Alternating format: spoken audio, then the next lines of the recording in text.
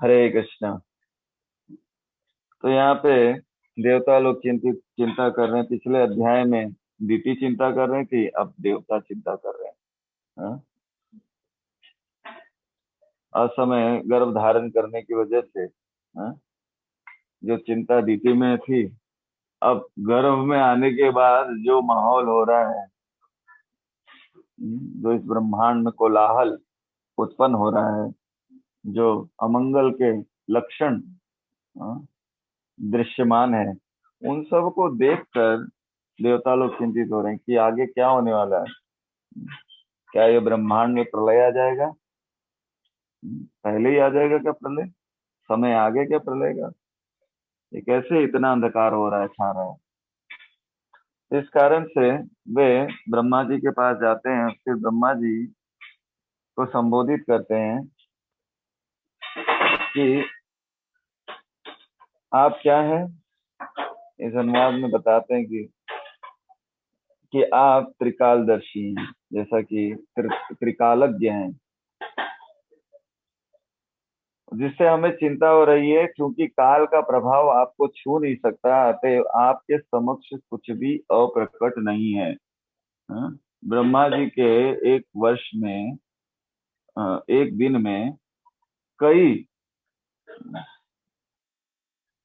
मनु जो है उत्पन्न होते हैं, और कई बार ये चतुर्युग जो है वो बीतता है। किसी को पता है? ये अध्याय हो चुके हैं, कितने मनु एक दिन में आते हैं ब्रह्मा जी के? 14, 14, 14। 14। 14। थैंक यू माता जी। 14 मनु आते हैं। और कितने बार ये चार युग घूमता है एक दिन में? अ, हाँ, एक दिन में ब्रह्मा जी के सतयुग, द्वापर, त्रेता, हाँ, और कलयुग, ये हजार कितनी बार, बार घूमता है? 1000 बार। 1000 times। 1000 time, yes. 1000 बार ये चारों युग बीतने के बाद में इन चारों युगों को 1000 बीतने में 14 मनु उत्पन्न होते हैं, हाँ, प्रकट होते हैं। ब्रह्मा जी का एक दिन, ऐसे ही एक रात, रात भी ऐसे ही होता है, हाँ? और ऐसे 100 साल ब्रह्मा जी की अगर आयु है तो कितने सारे, हाँ? तो इस शब्द का यहाँ पे वर्णन क्लियर हो जाता है, जो देवता लोग ब्रह्मा जी से कहते हैं कि आप क्या हैं, क्योंकि काल का प्रभाव आपको छू नहीं सकता। क्यों नहीं छू सकता? क्योंकि भगवान के गुणा अवतार हैं ये, भगवान से अभिन्न है। भगवान के गुणा अवतार, भगवान के कितने अवतार होते हैं? कितने प्रकार के अवतार हैं? कौन बताएगा? कोई नया जो नहीं 3 बोला है प्रकार अभी के, तक? हैं? 3 प्रकार के, 3 प्रकार नहीं, के। नहीं माता जी, और कोई? गुणावतार है, सत्याक्षर। नहीं नहीं नहीं नहीं नहीं, मैंने संख्या पूछी है, उसके बाद फिर और बताइए कौन है, और कौन बता सकता है? ललिता माता जी तो आप तो तैयार हैं पहले से, आप प्रेजेंट करते हैं तो आपको तो पूरा याद होगा। मैं और कोई नया जो अ, भाग नहीं ले रहे हैं तो उनके लिए कह रहा हूँ। लेना चाहिए, सब प्रश्न उत्तर होता है तो इससे हमारा ज्ञान बढ़ता है। कितने अवतार है भगवान के? कितने प्रकार के अवतार है? 1000, 1008, 108,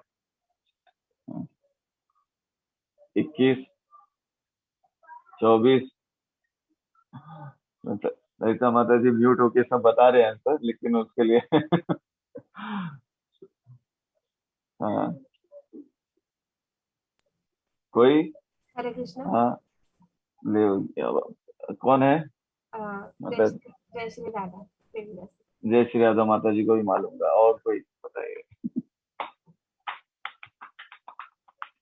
12 अवतार होता है क्या प्रभु जी? सॉरी, कौन बोल रहे हैं?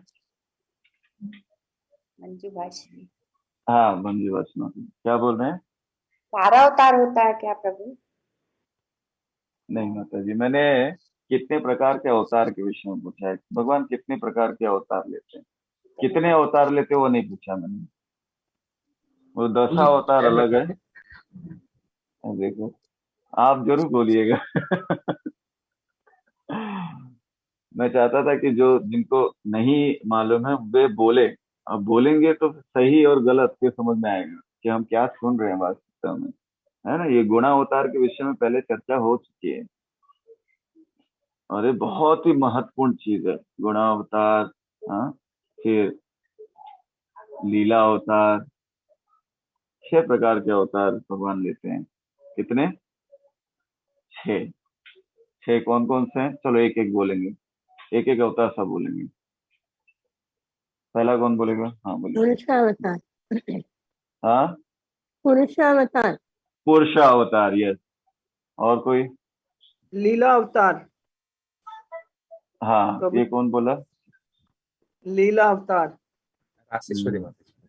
हाँ, राशेश्वरी माता जी। गुण अवतार, गुणा अवतार, हाँ बोलिए शक्ति माता जी। अवतार, शक्ति आवेश अवतार, हाँ। कितने हो गए?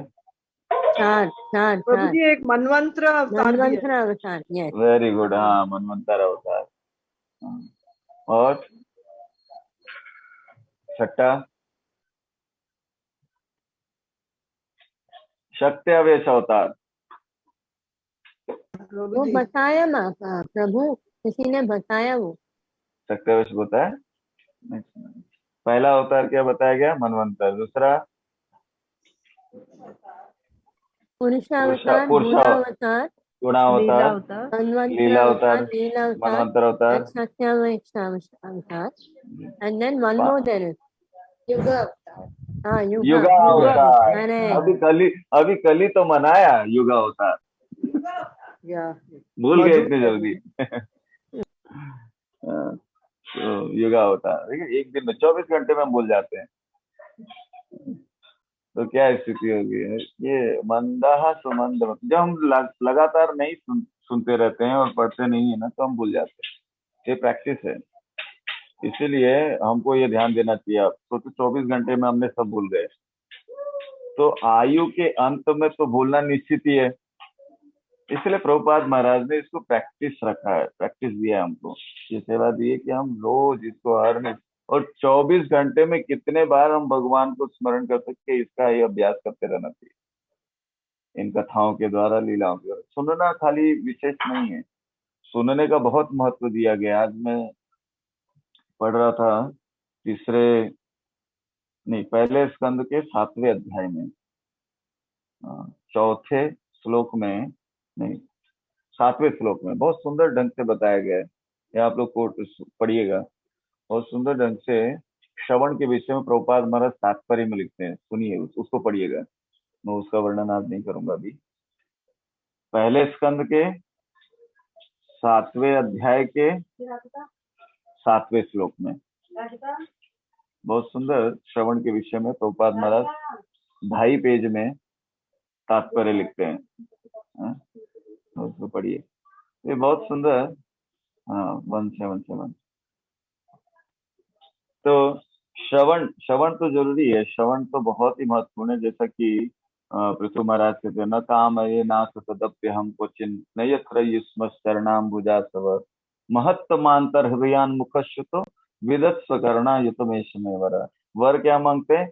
विदत्स्व करना युतमेश में वर, मुझे वर देना तो युतमेश वर, युत हजारों कांड दीजिए। किस लिए?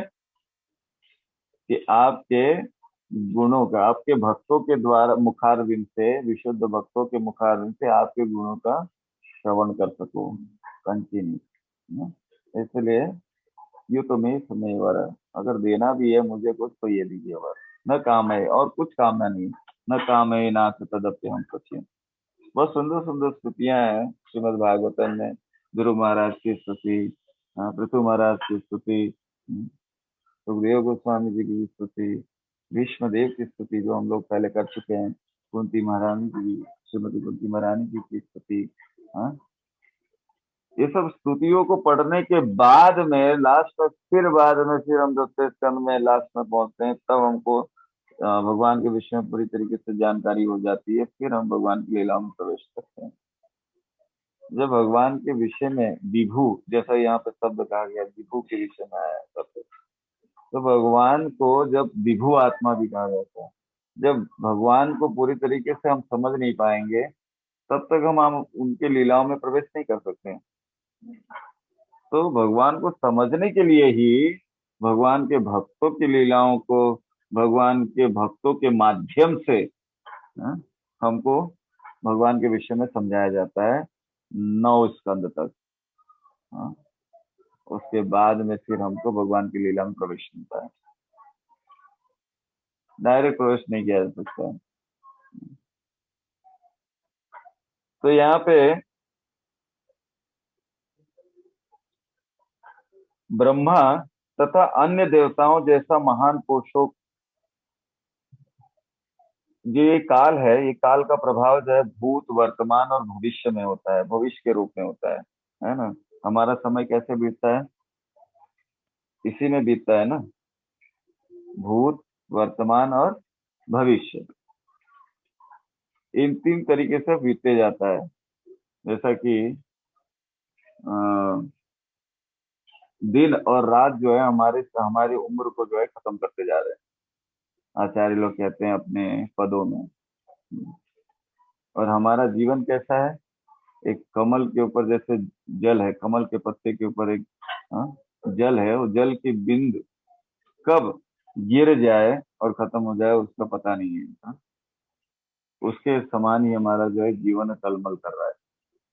जीवन तलमल कैसे है पद, भजहु हरिपद नीति रे, कमल दल जल, कमल दल जल जीवन तलमल, भजहु हरिपद नीति रे। कमल दल जल जीवन तलमल, जीवन कैसा है, हमारे कमल दल के ऊपर जैसे जल का बिंदु है, वो तलमल कर रहा है, हिल रहा है, ऐसे ऐसे ऐसे हिल रहा है ना, गिरते ही समाप्त हो जाएगा।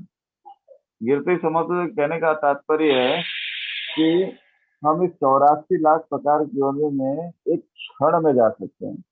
हाँ? अगर हमने भगवान की भक्ति नहीं की तो क्या होगा, फिर से हमको एक मौका दिया गया है इस जीवन में, मनुष्य शरीर में ये मौका दिया गया है कि हम भगवान की भक्ति करें। अगर हमें भक्ति नहीं करते तो एक क्षण का ये जीवन क्या हो जाएगा, हमको फिर से 84 लाख प्रकार की योनि में डाल देगा। तो इसको गंवाना नहीं चाहिए। जैसा कि कल हम लोग ने बहुत सुंदर उत्सव किया, गौरांग महाप्रभु श्री कृष्ण चैतन्य महाप्रभु स्वयं अवतरित होते हैं इस जगत में। क्यों जगत में इस अवतरित होते हैं, पहले तो उन्होंने उपदेश कर दिया भगवत गीता के रूप में, आदेश दे दिया। अब उन आदेशों को पालन करने के लिए कोई तो चाहिए, कोई पालन ही नहीं करता है।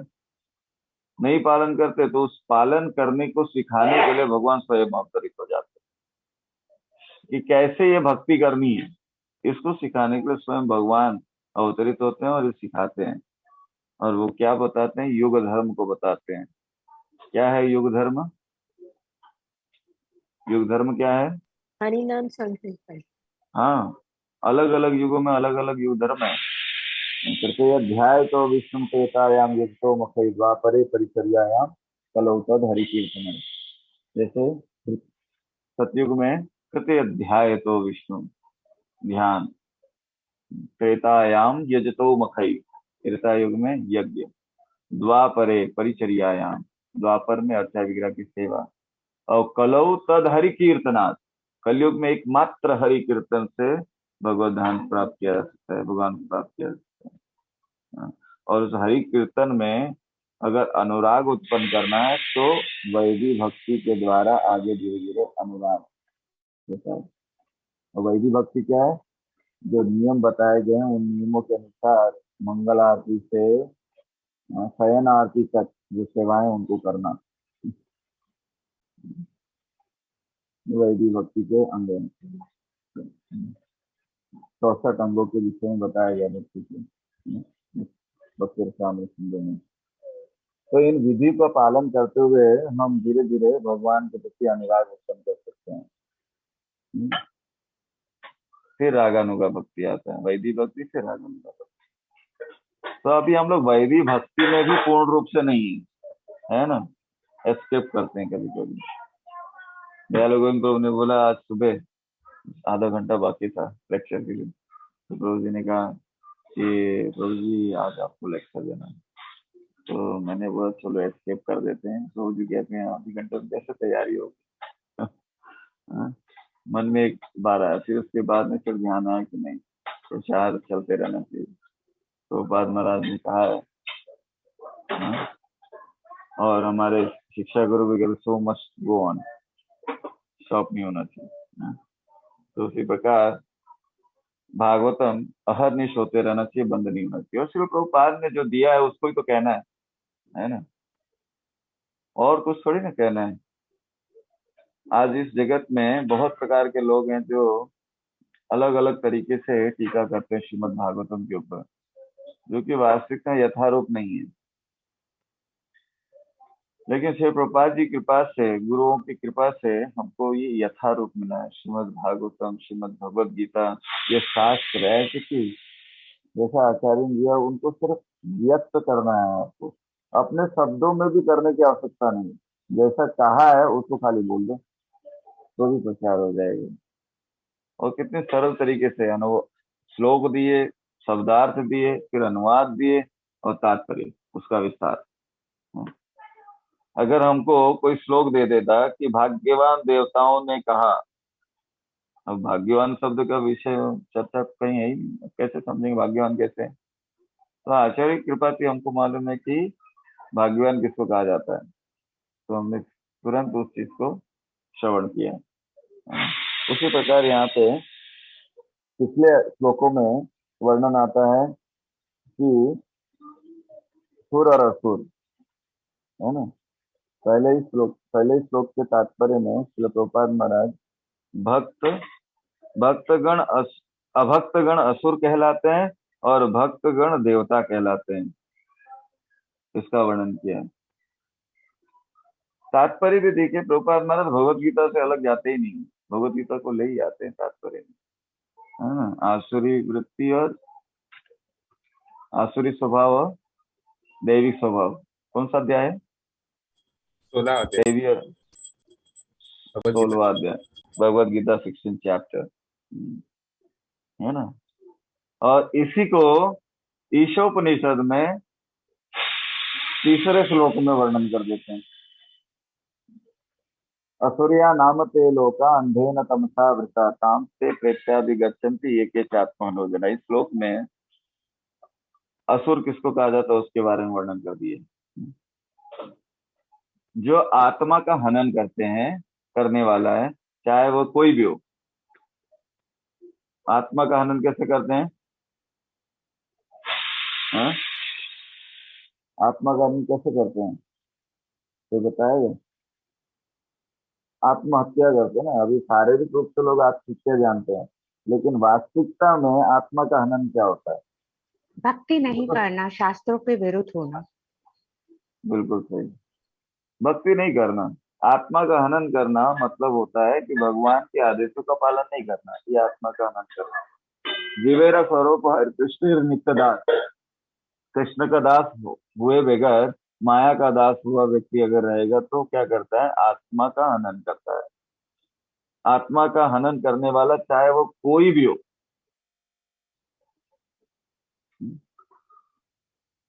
यहाँ पे तो क्लियरली बता दिया गया है ईशोपनिषद में, अंधेन तमसावृता, उन लोकों में अवश्य प्रवेश करता है जो अश्रद्धालुओं के जगत के नाम से विख्यात है और अंधकार तथा अज्ञान से भरे है। यहाँ पे सिर्फ अंधकार है और अज्ञान ही अज्ञान। जहाँ अज्ञान है वहां अंधकार है। ये ज्ञान नहीं होने के कारण से हम लोग इस जगत में भटक रहे हैं। जैसे ही भक्तों के संग में आ जाते हैं और किसी गेन प्रकार में किसी भी तरीके से हम भक्ति में लगते हैं तो हमारा ज्ञान जो है खत्म हो जाता है। वो ज्ञान तिमिरांधस्य ज्ञानंजन शलाखया चक्षुरुन्मीलितं येन तस्मै श्री गुरुवे नमः, है ना। तो ज्ञानंजन शलाखया, ज्ञान के अंजन से शलाखा लगाकर फिर हमारा ज्ञान जो दूर हो सकता है। और वो कैसे संभव है? जब भक्तों के संग में आते हैं। इसके लिए शास्त्रों का अध्ययन, और अगर हमको भगवान की भक्ति भी करनी है तो हमको क्या करना होगा, भक्तों के संग में करना ज्यादा श्रेष्ठ है। श्रुति स्मृति पुराणादि पंचरात्रिक विधि बिना एकांत कीर हरेर भक्ति उत्पात एव कल्पते। भक्ति रसामृत सिंधु में कोट करते हैं श्री रूप गोस्वामी, श्रुति स्मृति पुराण आदि पंचरात्रिक विधि बिना एकांत कीर हरेर भक्ति उत्पाद। भक्ति जो श्रुति स्मृति पुराण पंचरात्र में उल्लिखित जो विधि है उसके द्वारा अगर हम नहीं करते हैं तो वो सिर्फ इस जगत में उत्पाद का कारण है। ऐसी भक्ति जो है वो सिर्फ उत्पाद करती है, क्योंकि उसका आधार ही नहीं है। इसलिए प्राय आज इस जगत में हम लोग देखते हैं, कुछ लोग तिलक किए हैं, कुछ कंठी पहने हैं, कुछ नाम भी लेते हैं, लेकिन उसका प्रभाव नहीं होता है। क्यों नहीं होता प्रभाव? उसका कारण यही है कि वो श्रुति स्मृति पुराण आदि पंचरात्रिक विधि बिना है, ये विधियों के बिना है इसके कारण। और विधि क्या बताई गई है कि भगवत भक्तों के सानिध्य में रहकर इस भक्ति को सीखना चाहिए। जब उस विधि को सीखेंगे और फिर प्रचार करेंगे तब उसका लाभ होगा, तब इसका लाभ दूसरों को मिलेगा। नहीं तो क्या होगा, उत्पात, सिर्फ उत्पात होगा। तो जो अश्रद्धालु के जगत के नाम से विख्यात है और अंधकार तथा अज्ञान से भरे उस जगत में जाता है, जो व्यक्ति आत्मा का हनन करता है, तो इसके लिए आत्मा का हनन नहीं करना चाहिए। इसलिए प्रहलाद महाराज कहते हैं, कौमार आचरित प्राज्ञो धर्मान भागवतानिया दुर्लभम मानुष्य जन्म तदप्यम ध्रुवम अर्थदम। तो ध्रुवम अर्थदम, जो उत्तम अर्थ इस जीवन का है, उसको कौमार आश्रित प्राज्ञ, जो प्राज्ञ व्यक्ति है, जो बुद्धिमान व्यक्ति है, कौमार अवस्था से ही शुरू कर देता है। और वो क्या है, हरे कृष्णा कृष्णा कृष्णा हरे हरे, हरे राम राम राम हरे हरे। तो ये विधि है। हरि नाम पहला स्टेप है। हरि नाम करते करते करते करते, भगवान की सेवा करते करते, फिर बाद में आगे जाके जब विधियों का पालन करते हैं, क्योंकि अतः कृष्ण नामादि न भवेद ग्राह्यम इंद्रिय सेवोन्मुखे ही जीवादो स्वयं एवं स्फुरत यद। ये हमारी जो भौतिक इंद्रियां हैं भगवान को समझने में समर्थ नहीं है। अतः श्री कृष्ण नामादि न भवेत ग्राह्यम इंद्रिय, भगवान को ये इंद्रियों से नहीं समझा सकते। इसके लिए उनको विभू कहा जाता है, अचिंत्य कहा जाता है। उनको नहीं समेटा जा सकता इन भौतिक इंद्रियों के द्वारा। न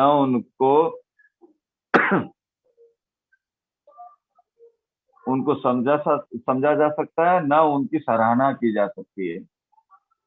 इस श्लोक में बताते हैं, अतः श्री कृष्ण नामादि न भवेत ग्राह्यम इंद्रिय सेवोन्मुखे ही जिह्वादो। लेकिन जब व्यक्ति जिह्वा के द्वारा भगवान के नाम, पवित्र नाम के जप का आश्रय लेता है और भगवान के प्रसाद को ग्रहण करके जब भगवान के प्रति सेवा अर्पित करता है, तब उसको स्वयं एवं स्फुरति यद, तो स्वयं एवं अपने आप ही उसको पता चलने लगता है कि भगवान वास्तव में, कृष्ण वास्तव में कौन है। ये विधि है। क्या करना है, जीव से अपनी इंद्रियां, मतलब इंद्रियों से हम भगवान को जान नहीं सकते हैं, नेक्स्ट टू इम्पॉसिबल। हम हमारी इंद्रियों से, भौतिक इंद्रियों से भगवान को नहीं समझ सकते, लेकिन विधि बताई गई है कैसे समझा जा सकता है। वो विधि के द्वारा जब हम उसको करते हैं, लगातार करते रहते हैं, तो फिर क्या होता है, स्वयं एवं स्फुरति यद, भगवान स्वयं ही स्फुरति हमको प्रकाशित करते हैं। जैसा कि 10वें अध्याय में भगवद गीता के भगवान कहते हैं, क्या कहते हैं चतुश्लोकी भगवद गीता में, अहम सर्वस्य प्रभो मत्तः सर्वं प्रवर्तते इति मत्वा भजन्ते मां बुधा भाव मत्चित्ता मद्गत प्राण बोधयन्त परस्परम तथेयन्तस्य मां च तुष्यन्ति च रमन्ति च। के बाद तेषाम् एवानुकंपा। तेषाम् एवानुकंपा स अहम अज्ञानजं तमः नाशयामस्तभावस्तु ज्ञानदीपेन भास्वतः। ज्ञानदीपेन तो स्वयं भगवान अनुकंपा करते हैं हम जीवों पर जब हम लोग ये दो विधि को अपनाते हैं। क्या विधि है? हमारे जिह्वा से पवित्र भगवान नाम का जप जप करते हैं। हरे कृष्णा कृष्णा कृष्णा हरे हरे, हरे राम राम राम। जब करते हैं लगातार करते जाते क्या होता है? आनंद की वृद्धि होती है। आनंदाम बुद्धिवर्धनम प्रतिपदम पूर्णामृतास्वादनम सर्वात्मा स्नपनम परम विजय से कृष्ण संकीर्तनम। ये विधि के द्वारा और प्रसाद ग्रहण करना। प्रसाद ग्रहण करना मतलब खाना नहीं खाली, प्रसाद ग्रहण करना मतलब प्रसाद सेवा है। भगवान के प्रति जो भी कार्य किए जाते हैं वो सेवा में आता है, भगवान की प्रसन्नता के लिए। ये सेवा कहलाती है।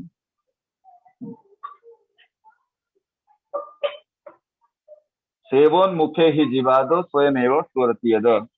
तो जीवा से पवित्र नामों का जप करना और प्रसाद सेवा करना, प्रसाद ग्रहण करना, इसके द्वारा हमारी इंद्रियां जो है शुद्ध हो जाती हैं, हमारी इंद्रियों का शुद्धिकरण हो जाता है और हम ये जान पाते हैं कि भगवान वास्तविकता में कौन है। कौन है भगवान? जी कृष्ण। कृष्ण, परम भगवान कृष्ण है। परम। क्यों क्यों क्यों कृष्ण भगवान है?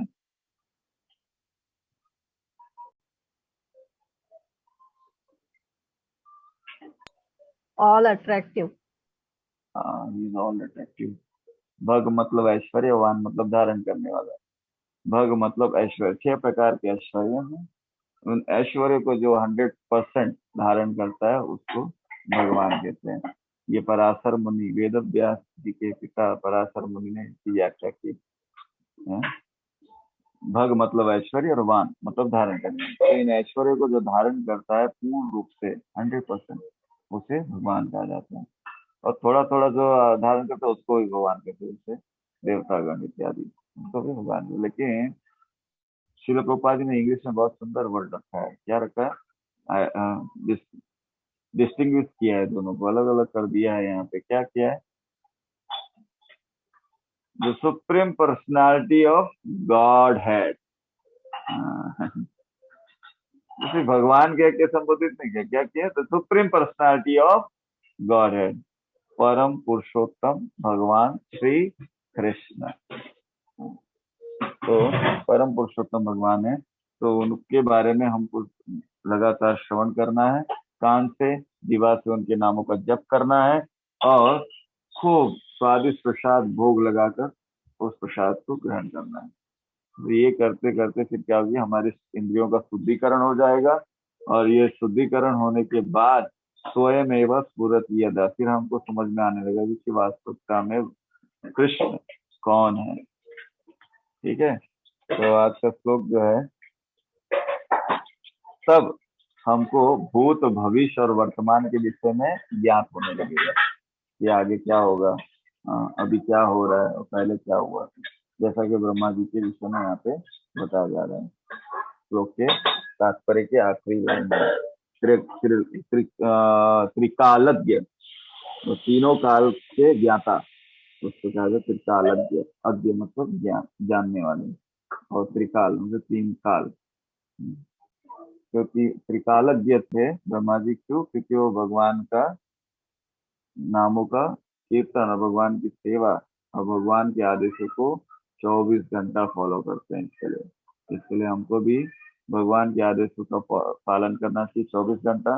भगवद गीता जिसमें भगवान ने उपदेश किया है उसके द्वारा, और भगवान के प्रतिनिधि के द्वारा जो आदेश दिया गया गुरु के द्वारा, उन आदेशों का पूर्ण रूप से श्रद्धा पूर्वक और पूर्ण रूप से पालन करने से हम जो है भगवान की भक्ति में आगे बढ़ सकते हैं और त्रिकालज्ञ भी बन सकते हैं। हरे कृष्ण। धन्यवाद आप सभी का। और मैं श्लोक के साथ वास्तविकता में सही तरीके से बता पाया नहीं, बता पाया मुझे पता नहीं, आप लोग ने श्रवण किया, जो मैंने सुना है और पढ़ा है उसके अनुसार मैंने आपको बताने का प्रयास किया। हालांकि इस श्लोक पे आचार्य लोग ने बहुत सुंदर सुंदर टीकाएं लिखी हैं। जब हमारा ये भागवतम पूरा एक बार हो जाएगा अच्छी तरीके से, फिर हम उन कोट को भी पढ़ सकते हैं। जैसा कि श्रील प्रभुपाद जी ने शुरुआत के पहले इस शब्द में तात्पर्य में बताया था कि और भी आचार्य की टीका पढ़नी चाहिए, लेकिन पहले श्रील प्रभुपाद जी की टीका को अच्छी तरीके से समझना चाहिए उसके बाद।